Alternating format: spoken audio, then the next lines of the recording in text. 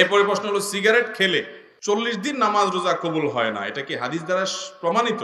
ধূমপানকারীর মুখ থেকে যে দুর্গন্ধ হয়, ধূমপানকারী নিজে যারা আছেন, আমি মাঝে মধ্যে বলি ভাই, নর্দমার কাছে ড্রেনের কাছে গিয়ে একটু ড্রেনের গন্ধটা শুকে, এরপর নিজের মুখের গন্ধটা শুকে দেখেন যে ওইটার চাইতে আপনার মুখের গন্ধ মারাত্মক। আমি একবার ঢাকার এক হাসপাতালে মসজিদের পাশে সালাত আদায় করতে দাঁড়াইছি, আমার পাশে একজন দাঁড়াইছে, তার শরীর থেকে যেই গন্ধ, আমি চিন্তা করলাম এই লোকটাকে কিছু একটা বলা দরকার, কিন্তু বললে মাইদ্যেরও খাওয়ার ভয় আছে। তো আমি তাড়াতাড়ি পকেট থেকে কাগজ কলম নিয়ে বের করে সুন্দর করে লিখলাম, ভাই যেই গন্ধ ভাই আজকে আমি শুকতে হলো, আমার সালাত নষ্ট হওয়ার উপক্রম। কি সালাত আদায় করছি, মনোযোগ পুরাটা আপনার দুর্গন্ধে আমার দখল করে নিয়ে গেছে।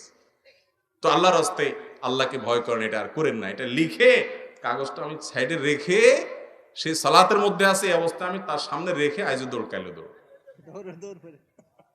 যে আমার দরকার হলো তার নাসিহা করা, মাইদ্যর খাওয়ার তো দরকার নেই, তো নাসিহার কাজ তো হয়ে গেছে, লিখে দিয়ে আসছে। ভাইরা আমার, যারা ধূমপান করেন তাদের মুখে এরকম বাজে অবস্থায় তৈরি হয়। পৃথিবীতে ক্যান্সার এখন এত ব্যাপকভাবে ছড়াইছে, আমাদের দেশের কথা যদি আপনি বলেন, ঘরে ঘরে জনে জনে এখন পরিবারে পরিবারে ক্যান্সার, এবং ক্যান্সারের অন্যতম বড় কারণ হলো এই ধূমপান এবং জর্দা।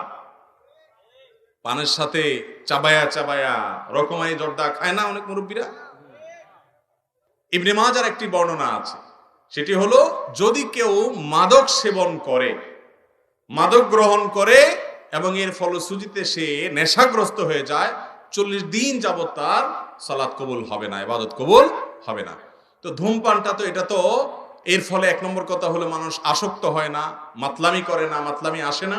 দ্বিতীয় কথা হলো যে ধূমপান এমনিতে নাজায়েজ এবং গুনাহের কথা, সেটা নিয়ে কোনো সন্দেহ নাই, কিন্তু এটা এরকম না যে এটাকে মাদকের মধ্যে ফেলা যায়, এবং এর কারণে আসকারা হাদিসে আসছে, শুধুমাত্র শারিবাল খামার না, মানে শারিবাল খামার বা আসকারা, পদ পান করলো এবং নেশাগ্রস্ত হয়ে গেল, তার 40 দিন ইবাদত কবুল হবে না। অতএব ধূমপানকারীর জন্য এটা প্রযোজ্য না, কিন্তু এর মানে এই না যে ধূমপান করা জায়েজ কাজ বা গুনাহ হবে না, এটাও অবশ্যই না জায়েজ এবং গুনাহের কথা, নোংরা একটা জিনিস।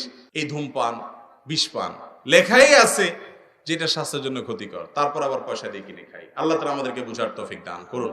এই নোংরা জিনিস খাওয়া যাবে না ভাইরা আমার, কিন্তু 40 দিন ইবাদত কবুল হওয়া না হওয়ার যে হাদিস, সেটা এই ধূমপানের ক্ষেত্রে ফিট হবে না। অনেক রাত হয়ে গেছে, আর দরকার আছে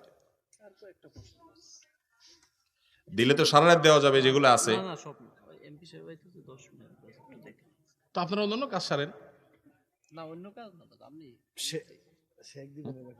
ওই যে ভাই আছেন, ভাই কথা বলবেন, অন্য আলেমরা আছেন। হ্যাঁ,